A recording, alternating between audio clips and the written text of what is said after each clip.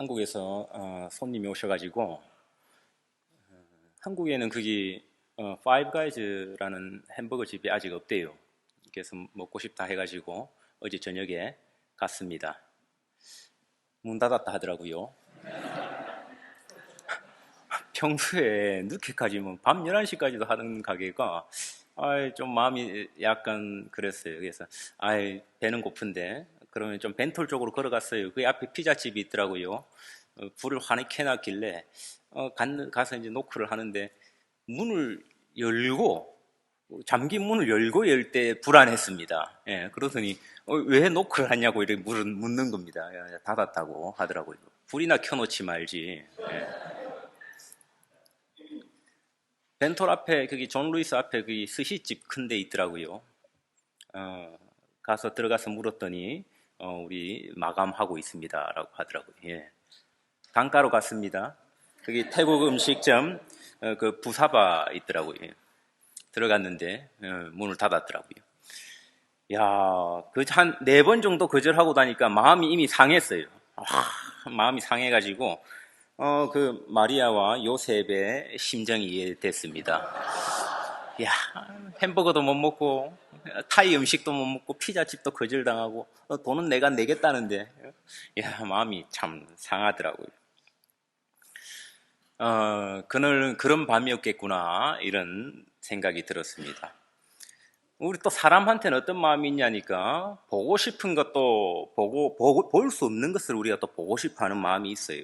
이런 마음 우리가 여러 가지 단어로 표현해 볼 수 있을 거예요. 아마 갈망이 있을 거고요. 또 욕심이라고도 할 수 있겠지요. 뭐 또 좋게 말하면 열정이라고 할 수 있을 거예요. 또 호기심도 있어요. 그죠? 근데 그 호기심 채워지면 또 때때로 두려움을 느낄 때도 있습니다. 어린 시절 저희 집 주변에 그 까치하고 참새 이런 게 참 많았어요. 예, 한국이니까 그 새가 참 많았습니다. 예, 사람 마음이 참 희한하죠. 저는 그 까치와 참새를 별로 좋아하지 않았습니다. 예, 왜 그 좋지 않은 이야기도 들었고요. 저희 삼촌이 이제 축산을 하셨는데 참새가 늘 사료를 파먹어서 골치 아프다고 하더라고요. 까치가. 그래서 막 농약 놓고 이러면은 까치들이 두두둑 떨어져 있고 이렇다고 하더라고요. 예. 그래서 저는 그게 별로 사람한테 안 좋은 동물이구나 이런 생각이 있었어요. 예, 저는 이제 사실 우리 동네에서 볼 수 없는 새가 보고 싶었거든요. 뭐 독수리, 새도 낙타도 아닌 그 이상한 거 있죠. 타조 같은 거. 예, 타조. 플라밍고, 공작새 이런 거 참 보는 거 좋아했어요. 그러니 저희 부모님 때때로 일부러 시간과 돈을 들이셔가지고 동물원에 데려다 주곤 했습니다. 그게 참 부모님과 보냈던 좋은 시간이었다 이런 생각이 들어요. 우리 동네에 동물이 없어서가 아니라 거기서 볼 수 없는 동물을 보고 싶어하는 그 욕심, 그 열망이 제 마음에 있었습니다. 그렇다고 또 보면 우리가 만족합니까? 보면요, 만지고 싶어요. 더 가까이서 보고 싶고. 만원경 발명하고요, 사람들은 멀리 있던 달과 행성 볼 수 있게 됐어요. 사람의 마음은 또 결코 거기서 멈출 수 없지요. 더 가까이 가서 보고 싶고요. 심지어 착륙하고 싶어요, 그게. 착륙.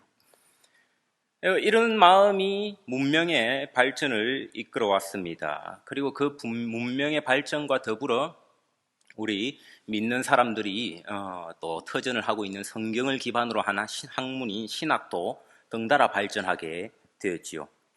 예수님 당시에는 과학 기술이 그다지 발전하지 않아 가지고 이 피부병을 설명할 수 있는 정도가 아니었어요. 그리 웬만큼 피부에 두드러기가 난다, 부스러기가 난다 하면 죄다 그 나병이니 이렇게 취급했습니다. 당시 신학자들도 거기에 걸맞추어서 이걸 하나님의 저주라 설명할 수밖에 없었어요. 의사들도 몰랐거든요. 이게 전염되는 피부병인지 아닌지. 그러니 일단 피부에 무슨 문제가 생겼다 하면 피부는 제일 쉽게 드러나니까 일단 가둬놓고 봤어요. 가족들이 몰래 숨겼고요. 또 몰래 음식을 갖다 먹이면서 또 돌보기도 했지요. 하지만 오늘은 과학기술이 발전함에 따라서 이런 것들을 설명할 수가 있습니다. 그러니 신학자들도 옛날처럼 이를 하나님의 저주라고 말하고 덮어둘 수 없게 됐지요. 예수님보다 한참 전에 그 이스라엘 백성이 애굽에서 나와서 새로운 땅에 정착하던 시절이었습니다. 그 당시 영국 땅에, 지금 우리가 있는 영국 땅에는 역사가 아니었어요. 그래서 프리히스토리라고 하죠. 선사였습니다. 기록이 없어요. 아마 그 영국의 스톤헨지의 연대를 가장 이르게 추산하면요, 그 시기와 비슷할 겁니다. 한반도, 우리가 그 한국에 있는 한반도에도요, 역사 시대가 아니었습니다. 그때 프리히스토리, 선사였습니다. 하지만 햇빛이 좋고 평야가 있었던 적도 부근에 있었던 곳에서는 이미 다 문명이 한참 발전하고 있었던 시절이었죠. 물론 과학기술은 오늘날에 비하면 보잘것없었습니다. 그래도 사람 살아가는데 고민은 사실 비슷했어요. 오늘날과 마찬가지로 아내가 남편 의심날 때가 있지요. 또 남편이 아내 의심하는 일들이 있었습니다. 저 밖에서 엉뚱한 짓 하고 다니는 거 아니야? 민수기 5장에 따르면 하나님이 원칙을 세워주세요. 그럴 때 이 하나님한테 바친 제사, 그죠? 제물이라고 하죠. 그 우리 소제라고 하는데 곡식을 바치는 제사입니다. 그걸 태워가지고 그 제물을 마시면 되었습니다. 네가 아내가 의심날 때 아내한테 제사장 앞에서 제물을 먹이고 그 특히 아내의 자궁에 문제가 생기면은 그것은 그 아내가 바람을 핀 것이 맞다, 이렇게 말씀을 하고 있죠. 얼핏 보면 말이 안 됩니다. 그러니 이런 성경 구절을 보고 사람들은 신학을 문제 삼기도 해요. 야, 이 성경 완전히 엉터리 아니냐? 어떻게 바람핀 사람을 갖다가 곡식 잿물 먹여가지고 뭐 자궁에 문제가 생기면 뭐 맞고 아니고, 그런 것이 아니라 당시의 그 과학 수준이 그랬다고요. 과학 수준이. 이거는 신학적인 문제이기도 하지만 사실 동시에 과학적인 것이거든요. 같은 수준을 맞춰서 발전하는 겁니다. 요즘 어떠해요? 누군가 의심될 때 여러분 하나님께 기도하고 잿물 먹이지요? 잘 믿으시는 분들 아닙니까? 아니지요, 그죠? 법원에서는요, 통화 기록이나 문자 메시지, 카드 사용 내역 등을 증거로 채택하지 잿물을 먹인 결과를 증거로 채택하지 않습니다. 오늘날의 과학은 그 수준은 아니거든요. 그럼 여러분 목사님은 어때요? 유 목사님은 어떻습니까? 잿물 먹으라 하십니까? 아니지요. 오늘날의 신학도 그 수준 아니에요. 오늘날의 신학도요, 과학만큼이나 많이 어려워졌어요. 같이 발전을 해오다 보니까. 오늘날 민수기 5장과 같은 말씀을 볼 때 그만큼의 세월의 차이를 메워서 해석해야 하는 작업이 필요합니다. 저 같은 사람이 해야 될 일이고 또 신자된 여러분이 고심해야 할 문제지요. 과학과 신학은 함께, 다른 학문들도 마찬가지로 다 함께 보조를 맞춰서 발전합니다. 저절로 맞춰지지 않아요. 우리 일이고 우리 책임입니다. 누군가 해야 되는 거예요. 설교 서두에 말씀드렸듯이 사람은 볼 수 없는 것 보고 싶어 합니다. 지구상의 사람들은 결코 달의 뒷면을 볼 수 없었지만 이제 우리는 우주 항공 기술의 발전으로 달의 뒷면을 사진과 영상으로 볼 수 있게 되었습니다. 그리고 경탄하지요. 원래 볼 수 없었던 것을 보게 되었다 해서 놀랍기도 하지만 또 신기하고 놀라운 것만은 아니에요. 때때로 우리가 되게 궁금해하던 일들, 호기심에 차던 일들을 보고 나면은 두려움에 사로잡히고 실제로 다칠 때도 있습니다. 태양의 밝은 빛, 태양 속에 뭐가 있는지 보고 싶다고 그 눈부심을 참고 견디면서 바라보면 시력을 잃게 되지요. 어린아이가 너무 호기심에 어른들은 과연 어떤 영화를 볼까 해서 18세 이상의 영화를 보게 될 때 어린아이의 마음을 다치게 됩니다. 이 마음이 아직까지 단단히 자라지 않았거든요. 그리고 어른이라고 해가지고 그 마음의 단단한 정도가 다 같은 건 아니에요. 요즘 그 하마스와 이스라엘이 전쟁 중에 있는데요. 뉴스만 틀면은 경고문이 먼저 나올 때가 있습니다. 다음 영상에는 폭력적이고 노골적인 장면들이 있으니 주의하시기 바랍니다. 이런 경고문이 뜨지요. 그럼 저도 어떨 때는 보통 아침 뉴스에 그러면은 뉴스 그 채널 돌려버립니다. 아침에는 그런 거 보기가 참 힘들더라고요. 오늘 본문에는 정체를 알 수 없는 목자들이 나와요. 그들에게 갑작스레 천사가 나타납니다. 당시 사람들이 천사의 존재를 믿지 않았던 것 아니거든요. 우리도 마찬가지입니다. 천사의 존재를 믿습니다. 그런데 어떻게 믿습니까? 천사는 보이지 않는 존재라고 우리는 믿습니다. 당시 목자들도 마찬가지였습니다. 천사는 믿었지만 그 존재는 보이지 않는다라고 믿었습니다. 오늘날과 마찬가지로 그것은 당시의 상식이었습니다. 저는 목사이지만 다른 어떤 목사가 와서 목사님 제가 어젯밤에 천사를 봤는데라고 말하면 믿지 않을 것입니다. 과학적 상식에도 맞지 않고요. 신학적 상식에도 어긋난다 생각합니다. 그 존재의 본질은 보이지 않는 데 있는 거거든요. 누군가가 방사선을 보았다 하면 그 믿을 수 있습니까? 방사선이 두려운 이유 중 하나가 우리 눈에 보이지 않기 때문 아닙니까?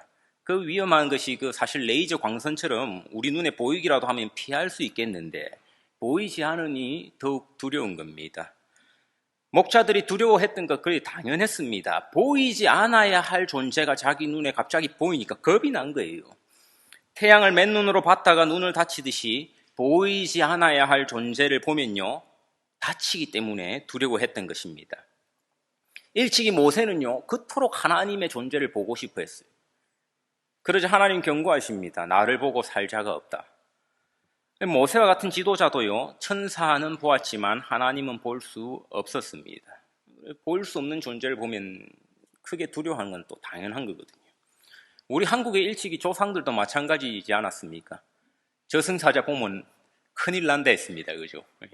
그런 것과 마찬가지 맥락일사할 수 있습니다. 목자들에게 나타난 이 천사 이름을 밝히지 않아요. 바로 한 장 앞에 누가복음 1장에 보면요 1장 19절에 보면은 사가랴에게 나타난 천사는요 자기 이름을 먼저 밝히거든요. 나는 그 가브리엘이다 이렇게 이름을 밝힙니다. 그리고 세례 요한의 탄생을 알려줍니다. 그런데 그 다음 장인 2장에서 나온 이 천사는 즉 목자들에게 나타난 천사는 자기 이름도 밝히질 않아요. 이름을 밝혔든 밝히지 않든 천사는 보여서는 안 될 존재이기에 사람은 그걸 보면 놀라게 됩니다. 1장에서 사가랴도요 놀라고 무서워했다라고 하지요. 목자들도 마찬가지였습니다. 놀랐습니다. 보이지 말아야 할 존재가 보이니까. 사람 놀라면 또 정신 못 차리거든요. 무슨 말을 해도 사실 귀에 안 들어와요. 천사들이 먼저 목자들을 진정시킵니다. 괜찮다. 1장에서는요 세례 요한의 탄생을 알렸지만 2장에서는 지금 예수 그리스도의 탄생을 알리고 있습니다. 그래서 어떤 학자들은요 1장과 2장에 나타난 천사는 아마 같은 천사 아니었을까, 가브리엘 아니었을까라고 추측하기도 합니다. 이 같은 역할을 해서 그렇지요. 수태고지, 누구 태어난다라는 고지를 하기 때문에 아마 같은 천사 가브리엘이 아니었을까라고 추측하기도 합니다. 목자들이 조금 진정되었다 싶었는지요 이제는 갑자기 수많은 하늘의 군대들, 천사가 정말 군대처럼 많은 천사가 나타납니다. 오늘 우리가 읽은 본문 13절을 보니까요 호련히 수많은 천군이 그 천사와 함께라고 말을 하고 있습니다. 그래서 어떤 이들은 조금 전과 정반대로 이 천사가 가브리엘은 아닐 것이다 라고 추측하기도 해요. 왜 그러냐니까 성경에서 가브리엘이란 천사가 이렇게 군대같이 많은 천군을 거느린다라는 증거가 없거든요. 사실 우리가 이제 신약 성경 끝부분에 가면 유다서에 가면은 천사장이 나와요. 천사장이라는 것은 천사 중에서도 직급이 높아서 장군 같은 존재라는 말이겠죠. 그 천사장을 누구로 하냐니까 미가엘이라고 지칭을 합니다. 가브리엘이 아니에요. 그럼 천사 중에서도 우두머리인 셈인데 사실 그 유다서에 보면 그러니까 우두머리니까 이 장군 같은 천사 미가엘은 거의 마귀와 전면전을 치르는 모습으로 나옵니다. 하지만 그 전투의 결과는 보여주지 않지요. 근데 가브리엘을 성경에서 이렇게 높은 천사로 언급하는 곳이 없어요. 성경 말고 다른 유대 문헌을 찾아봐도요 가브리엘이 아마 그런 구절은 있습니다. 천사장급의 천사로 묘사되는 구절은 있어요. 근데 진짜 미가엘만큼 높다 이런 확실한 증거를 찾기가 어렵습니다. 그러니 물론 우리는 두 가지 가능성 모두를 염두에 둘 수 있습니다. 가브리엘일 수도 있고 아닐 수도 있고, 또한 가브리엘이 천사장같이 높은 천사일 수도 있고 아닐 수도 있다라는 것 알 수 있겠지요. 아무튼 이 천사가 누가 되었든 간에 목자들은 좀 안심이 되었다 싶으니 그죠? 이 천사가 갑자기 자기 동료, 안 그러면 자기 부하 천사들을 이끌고 와서 찬송을 시작합니다. 싸움이 아니라 찬송, 즉 하모니를 이룬 합창이 시작되는 거지요. 하나님을 찬송했다라고 하고 있습니다. 따라서 우리는 하늘의 이 천사들의 군대가 꼭 하는 역할이 악과 싸우고 아니면 그 유다서에서 보이듯이 마귀의 세력과 싸운다. 그런 군대가 아님을 알 수 있습니다.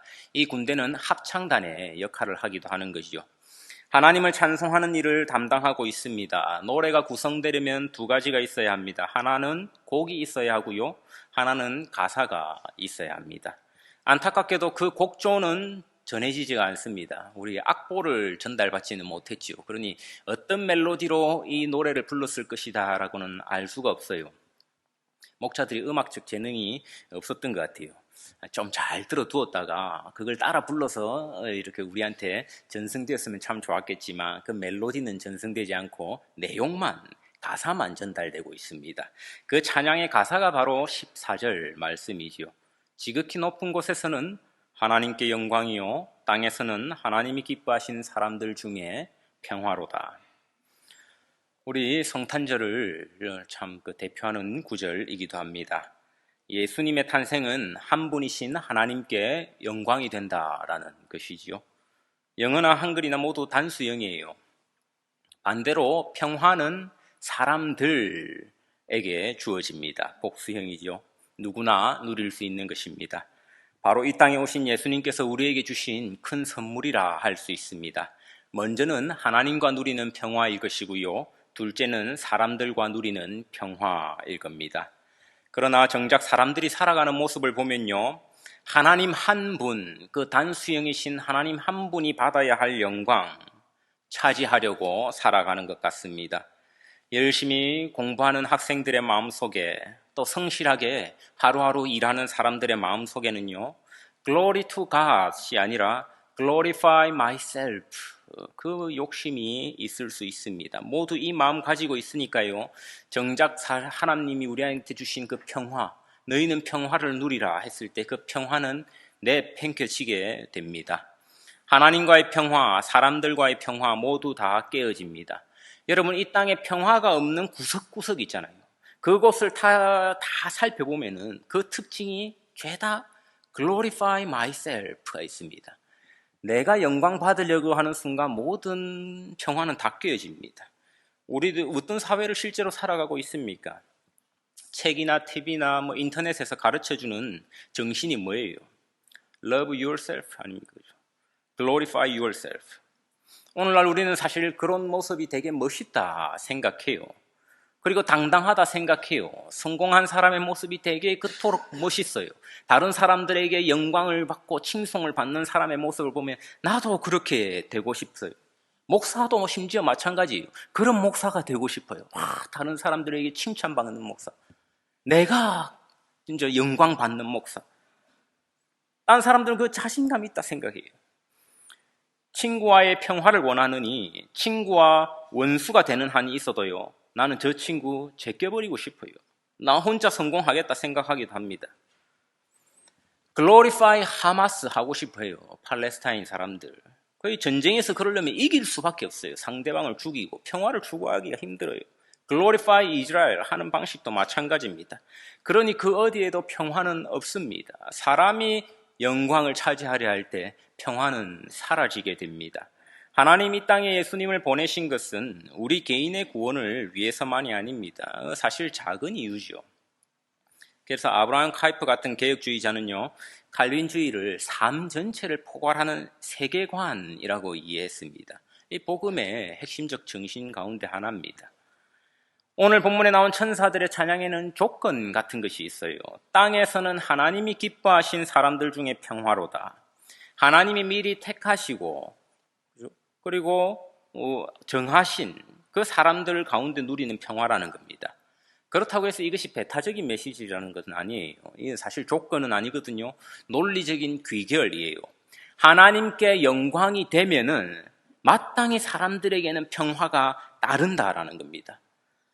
그렇다면 하나님께 영광을 돌릴 수 있는 사람은 누굽니까? 바로 그리스도 안에 있는 신자들밖에 없겠지요. 하나님을 모르는 사람들이 어떻게 하나님께 영광을 돌려요? 오늘날 예수님이 오셨다는 사실을 모르는 사람들이 있습니까? 길거리 나가보니 온통 크리스마스 축제인데요. 아기 예수 장식도 많고. 근데 의미를 잘 모르는 데 있는 거지요. 그러니 오늘 본문 12절에서 천사는요, 어떤 단어를 쓰냐니까 표적이랍니다. 사인이라 그래요, 사인. 사인은 특징이 뭐예요? 사인의 특징이. 누구나 볼 수는 있어요. 근데 그 의미는 모르는 겁니다. 축구나 야구를 보면요, 선수들이 손으로 사인을 막 주고받아요. 막 주고받아요. 저도 축구 좋아해서 막 보거든요. 예. 내일 또 축구 경기 짜다라 막 쫙 대기하고 있잖아요. 예. 누구나 다 볼 수 있어요. 저 선수들이 보내는 사인을요. 상대편 관중도 볼 수 있습니다. 야구 보면 막 희한한 막 사인 다 하잖아요. 막 자기들끼리 주고받고 막. 하지만 뜻을 아는 사람은 드물어요. 야, 저기 뭐 도루하라는 말인가? 지금 뭐 어떻게 세트피스를 뭐 바로 올린단 말인가? 직접 슛을 한다는 사인인가? 같은 팀 선수들은 알아요, 근데. 그 사인을. 마찬가지로 예수 그리스도의 탄생은 누구나 알 수 있어요. 누구나 볼 수 있어요. 그러나 그 뜻을 아는 사람은 드물어요. 그 뜻을 아는 사람은 하나님이 기뻐하신 사람들일 겁니다. 영국에서 성탄절이면 대개 네티비티라고 하지요. 아이들 연극도 하고 교회에 또 구유에 나신 아기 예수 장식을 해놓습니다. 거기서 빠지지 않는 짐승이 있어요. 그 나귀와 소지요. 나귀하고 소. 물론 양이나 낙타도 변두리에 배치해 놓기도 하는데요. 사실 핵심 가운데 두는 짐승은 나귀와 소입니다. 이 이사야서의 전통과 연관이 있거든요. 이사야서 1장 3절에 보면 하나님이 이렇게 말씀하세요. 소는 그 임자를 알고 나귀는 그 주인의 구유를 알건만은 이스라엘은 알지 못하고 나의 백성을 깨닫지 못하는도다 라고 하고 있습니다. 소나 나귀도 주인을 아는데 이스라엘과 나의 백성은 모른다라는 하나님의 탄식이지요. 이 전통이 이어져 가지고 연극 세트나 이런 데 보면 항상 나귀와 소를 배치해 두는 겁니다. 나귀와 소도 예수님을 알아보지만 사람은 알아보지 못한다라고 하지요. 이를 천사는 표적이라는 단어로 표현하고 있습니다. 표적이다. 눈 있는 사람은 누구나 다 볼 수 있을 거다. 하지만 다 본다고 해서 알 수 있는 건 아니다라는 말씀입니다. 하나님은 과학을 통해서 우리에게 많은 일을 보여주세요. 우리보다 10년, 20년 앞에 이제 갔던 선배들이 보지 못했던 것을요, 우리는 보고 살아갑니다. 그만큼 발전 속도가 빨라요. 그리고 때때로 천사를 본 것처럼 우리 놀랍고 두려운 마음에 사로잡힐 때 있어요. 제 지난주 화요일이죠. 처음으로 우주에서 그 지구로 고화질 영상을 보내는데 성공했다는 뉴스를 보았습니다. 지구와 달 사이의 거리에 한 80배 정도 된다고 하는데요. 그 송출한 영상이 고화질 영상인데 한 101초 정도 만에 영상이 전송됐다 하더라고요. 앞으로는 뭐 화성에 착륙해가지고 화성에 작업하는 속도를 거의 그 라이브 스트리밍으로 볼 수 있는 시절이 온 겁니다. 놀랍다 싶더라고요. 놀랍다. 예. 만일 우리가 오늘날 피부병 환자를 향해 성경 본문을 들이대면서 야, 너 하나님의 저주다 라고 말한다 생각해 봅시다. 사실 표적을 보기만 보고 뜻은 알지 못한 자의 모습이지요. 하나님 의학을 통해서 우리에게 더 크고 비밀한 일들을 알려주셨습니다. 오늘날 아내를 의심해가지고 잿물을 먹이는 남편이 있다라고 생각해 봅시다. 그 또한 표적을 보기만 하고 알지는 못한 자의 모습입니다. 성경을 봤으니까 뭘 알긴 알거든요. 내가 민수기를 봤어. 그러니 아내에게 의심이 생겼을 때 잿물을 먹이래. 뜻을 모르는 거죠. 사인은 봤는데. 하나님께 크게 혼나겠지요. 이는 하나님의 말씀을 잘 믿는 자의 모습이 아니라요. 표적은 보되 뜻은 알지 못하는 자의 모습입니다. 과학과 법학을 게을리한 종의 모습이지요. 그는 가진 한 달란트마저 빼앗길 것입니다. 예수 그리스도께서 이 땅에 오신 것, 세상의 원래 질서를 바로잡기 위함입니다. 하나님께는 영광 돌리고 사람들은 평화를 누리는 것이지요. 그러나 그 표적 누구나 알아보지는 못합니다. 하나님의 은혜로 우리는 그 표적의 의미를 깨닫게 되었습니다.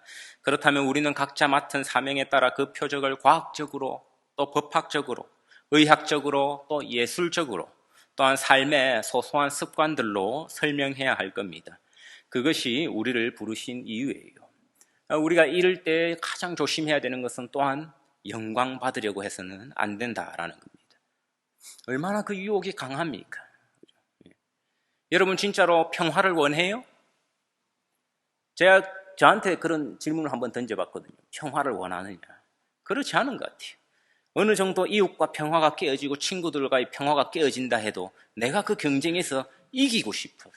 이기고 싶고 내가 영광을 차지하고 싶은 마음이 들지 도무지 이 찬양의 내용이 마음에 들지 않을 때가 있어요. 하나님께는 영광, 사람들에게는 평화. 사실 나는 내가 영광 받고 싶거든요. 영광 받고 싶거든요. 좀 다른 사람들하고 불편해도 나 혼자 잘 먹고 잘 살면 좀 불편할 수밖에 없죠. 그 어째 평화를 누릴 수가 있어요. 근데도 내 마음에는 그걸 원하는 마음이 있더라고. 남들 깔아뭉개고 싶고 이겨버리고 싶고 기죽이 버리고 싶고 평화보다는.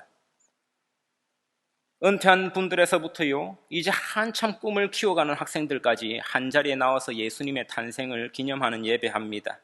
그저 기쁜 성탄의 찬송 몇 곡 부르고 아기 예수님 상상하는 데서 그쳐서는 안 되겠죠.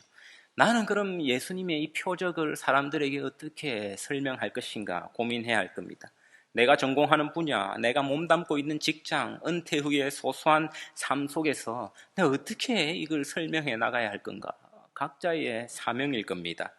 이 땅에 평화가 없는 그 모든 곳의 공통점이라 했습니다. 예수 그리스도가 없습니다. 내가 가만히 돌이켜보니까 우리 가정에 평화가 없는 겁니다. 그곳에 그리스도가 없기 때문일 겁니다. 그리스도가 없으니 가정에서 아버지가 영광 차지하려고 하거든요. 아들이 영광 받을래요. 엄마가 영광 받을래요. 그러면 그 가정에 평화가 없습니다. 학교, 직장, 동네, 사업장에 여러분 평화가 없습니까? 그리스도가 없기 때문입니다. 그리스도가 있는 곳에서는 천사들의 찬송이 있습니다. 하나님께 영광이요. 땅에서는 하나님이 기뻐하신 사람들 중에 평화로다. 그리스도가 없는 곳에서는 하나님께 돌아가야 할 영광이 실력 있다고 하는 사람들에게 돌아갑니다. 장사에서 성공했다는 사람들에게 돌아가고 있습니다. 좀 좋은 차 타고 좋은 집에 산다는 사람들에게 그 영광이 돌아가고 있습니다. 사람들이 영광 차지하려는 곳에서는 항상 남을 죽이는 경쟁이 있습니다. 다툼이 있습니다. 불신이 있고요, 의심이 있습니다. 그런 곳이 가득한 곳에 무슨 평화가 있겠습니까? 없을 수밖에요. 그곳에는 하나님이 기뻐하시는 사람도 애석한데 없을 수밖에 없습니다. 내 분야, 내 전공에서는 하나님께 영광 돌릴 방법이 없습니까? 실제로 중세 교회가 그렇게 생각했어요. 갈릴레오, 갈릴레이 같은 이들을 파문시켰습니다. 교회가 겁이 났거든요. 야, 지구가 태양을 돈다는 사실을 인정하면은 하나님께 영광 돌릴 방법이 없지 않을까라고 생각했습니다. 성경이 없어질 수도 있겠다라고 생각했습니다. 하지만 결과는 정반대였어요. 그 이후로 신학이 얼마나 풍성해졌고 하나님을 얼마나 더 크고 위대하게 설명할 수 있게 되었습니까? 요즘 사람들 그런 질문도 하는 것 같아요. 이렇게 계속 우주를 개발해 나가다 보면은 뭐 외계 생명체가 있고 이러면 이러면 교회가 어떻게 해야 되나? 그럼 뭐 큰일 날 거 있어요, 그게. 중세 교회가 그렇게 생각했었습니다. 하지만 그렇지 않았지요, 결과는. 특히 우리 학생들 더더욱 그렇게 생각해서는 안 됩니다. 성탄절이 그저 우리끼리 교회에서 찬양이나 하고 연극이나 하면 그만인 날, 그 이상이겠죠. 축구 선수도 자기끼리만 알 수 있는 사인 맞추기 위해서 엄청난 연습을 합니다. 예수 그리스도라는 비밀, 그 표적을 잘 전달하기 위해서도 마찬가지입니다. 여러분, 길거리에서 예수 천당, 불신 지옥 외치고 다니는 행동, 그거 지혜로운 방식 아니에요. 하나님께 영광, 사람들에게 평화, 영광을 하나님께 돌리려면 돌리는 대상인 하나님에 대해서 우선 잘 알아야 합니다. 사람들과 평화를 누리려면요, 평화의 대상인 사람들도 잘 알아야 합니다. 세상의 학문이 그것 때문에 존재하는 거예요. 열심히 공부하라는 소리입니다. 예수 그리스도의 탄생은요, 우리에게 이 사명을 되새기게 합니다. 하나님을 아는 것과 내가 하는 일을 잘 아는 것 모두 소홀할 것이 없습니다. 그러므로 예수님의 탄생을 기념하는 이날은 사실 우리의 탄생의 의미를 생각해보는 날이기도 합니다. 그 두 축이요, 하나는 영광이고 하나는 평화입니다. 천사들의 찬양에서 성탄의 의미를 되새기며 나의 영광, 내 자식의 영광, 우리 가문의 영광, 우리 회사, 우리 조국의 무궁한 영광이 아니라 솔리데오 글로리아, 오직 하나님께 영광을 돌리는 삶을 사시기로 결단하시기 바랍니다. 그리고 내가 속한 사회의 사람들과 평화할 수 있는 언어를 나름의 방식으로 열심히 공부하시기 바랍니다. 이것이 지금도 보이지 않는 천사들이 부르고 있는 찬양이며 세상이 보지만 깨닫지 못하는 예수님의 표적의 의미입니다.